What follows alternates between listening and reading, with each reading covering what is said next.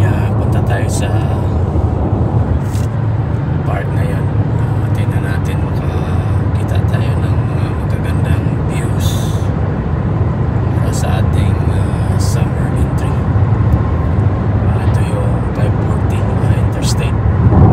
Drive tayo dito. Speed is 70. Malakas ito. Kung pwede ito ng 100 kilometers per hour.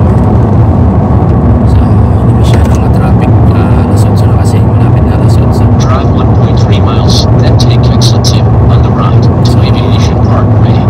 Malakas yung ulan kagabi, kaya ito, malamig ang panahon ngayon. 74 degrees tayo ngayon, Fahrenheit.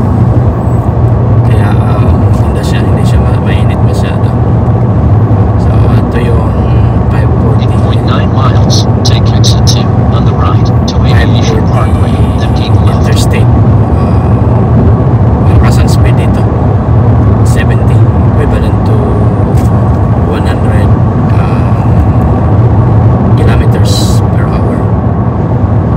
So hindi siya masyado matraffic. Maganda dito, malinis. Pero may makita mo yung nasisirang gulong sa gilid kasi yung truck ng interstate o intercountry, yung from US to Take exit 2 on the right to Aviation Parkway, then keep left. Ito na yung exit. Kung mag-drive ka ng interstate, ito yung mga exit. Maganda dito kasi walang bayad, walang toll fee. Dito tayo mag-exit Parkway. Keep left to Aviation Parkway South. So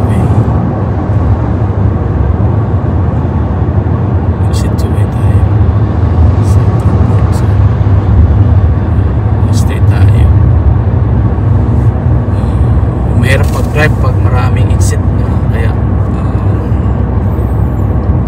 bantay ka talaga mag-drive dito. Pero maganda yung mga tanim dito, green pa. Dito tayo mag-exit. Ito natin kabisadong daan dito kasi bago lang tayo dito nakagamit. Kaso lang mayroon tayong GPS, kaya maganda mag-drive mag-GPS ka. Hindi ka mabahala. Kasi pag interstate na yung maganda. Daming mga sasakyan, traffic din, tsaka ang speed mas mahal.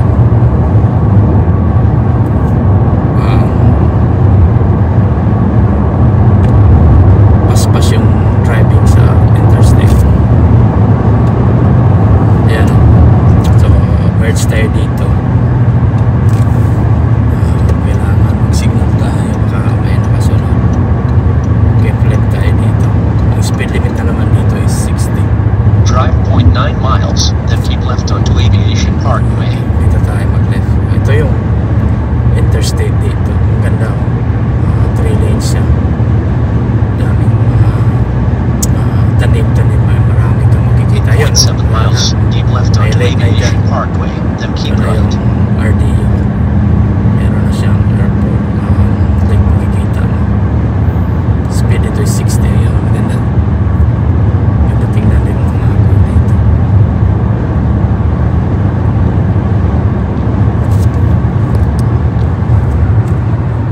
Ayan.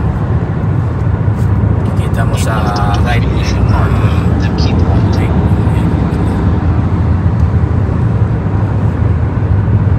Keep left tayo dito.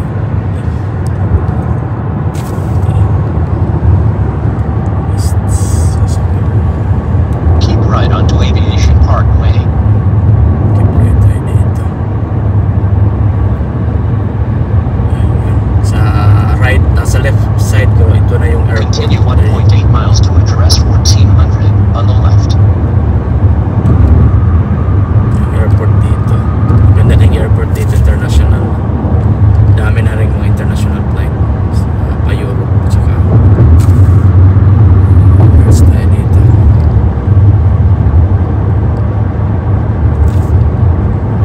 Ayan, maganda green belt talaga dito. Marami pang mga tanim-tanim.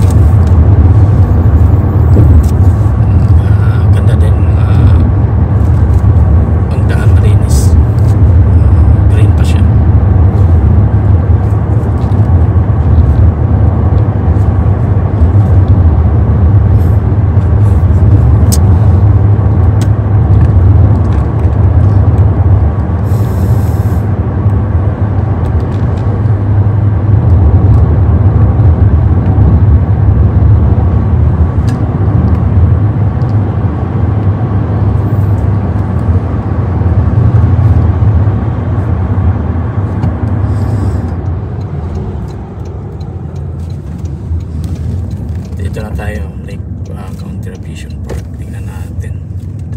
Trail is closed pero open na siya. Yun lang, trail na close siya. Tingnan natin. Punta tayo sa information. Ayun, mga deer sign. Marami kasing mga kwan dito, deer. Punta tayo dito.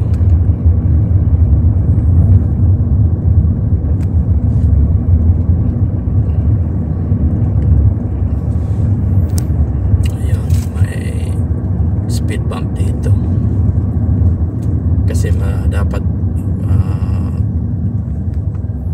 mahina na yung speed mo dito para hindi ka makadisgrasya ng mga hayop dito. Marami ding mga hayop dito. Ayan, gates lock 9 PM. Alas 9 pala sa gabi ano sila, mag-close na dito. Hanap tayo ng hiking natin ngayon. Pero maganda dito, may camp. Close na pala kasi daming kuwan dito. Open play trail access field close. May trail yan pero close. Yun yun ang this way.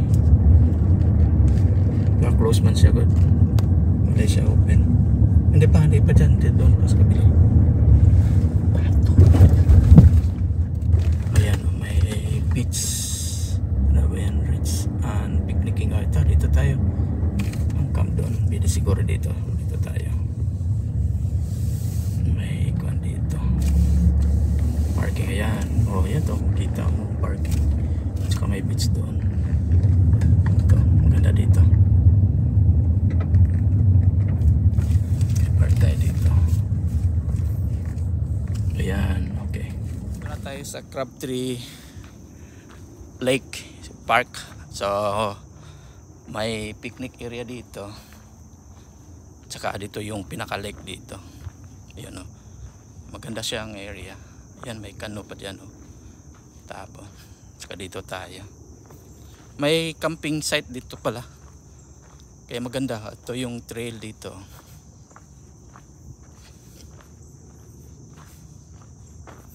Ayan, dito tayo sa, tsaka may grills dito, park din. Pwede ka magsugba-sugba dito. Ito na yung pinaka lake Crabtree. Malaki din yung lake dito. Yan.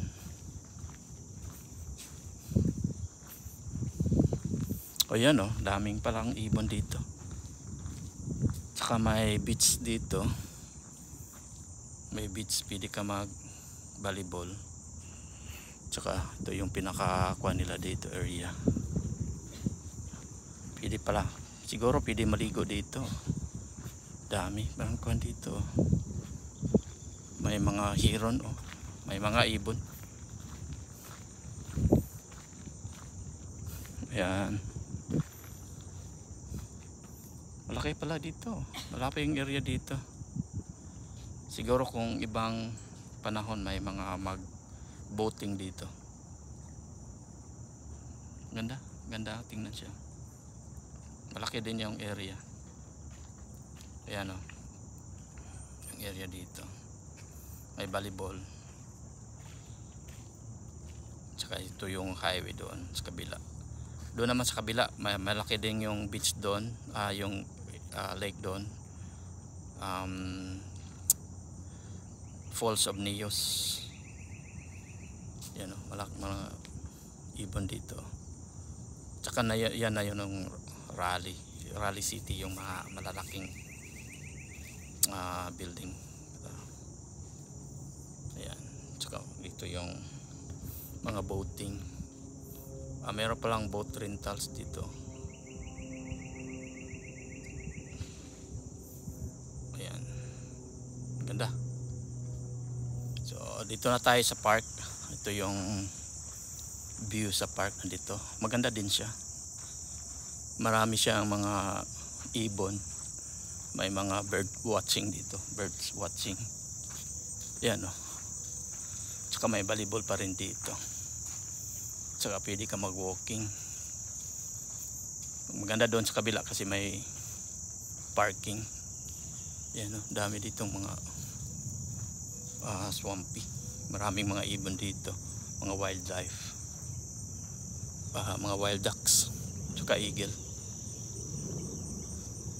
Malapit lang ito sa airport din, kaya maraming mga eroplano dumadaan dito. Ganda magkuhan dito, mag-camping. May camping sila, picnic. Pwede ka mag-sugba-sugba. Ayan, ang dami palang kuhan dito. Canadian goose, Canadian geese. Ayan.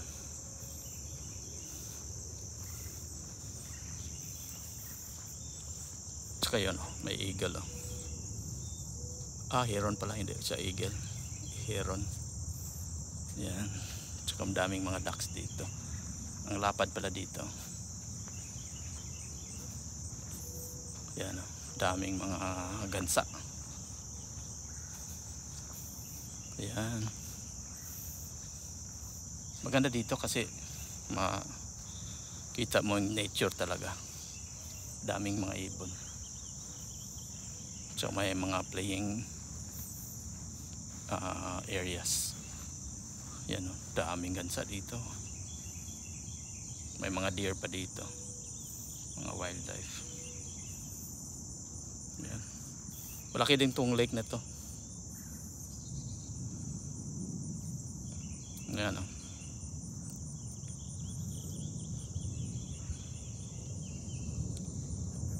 Ayan. So, ito yung makikita mo dito sa Crabtree Lake Park. State park lang ito, hindi ito federal park, pero maganda na rin siya.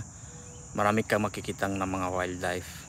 Ito, ang daming mga Canadian goose. Ito yung mga Canadian goose, galing ito sa Canada. Mag-migrate ito pag summer. Pag mag-winter naman, balik na ito doon sa Canada. Ayan. So, ito, malawak ito, malaki pala itong Crabtree. First time ko dito na pumunta. Maraming mga lake dito sa North Carolina, kaso di natin mapuntahan. Minsan lang kasi may trabaho tayo. Ngayon naka-off tayo, so makikita natin. Hindi pa masyadong maraming bisita ngayon kasi weekdays, kaya konti lang mga tao, pero pag weekend maraming tao dito. Ayan. Ayan, maganda siya. Pwede pala dito mag-camping din. Ayan, may mga camping site pala dito. So pwede mag-overnight, magkuha ka lang ng permit. So may mga dito. Yan, yun yung nag-ingay kanina. Kuha ng mga basura. Ayan. Garbage truck. Yan, ang ganda. Tsaka marami pang may mga hiking areas din dito.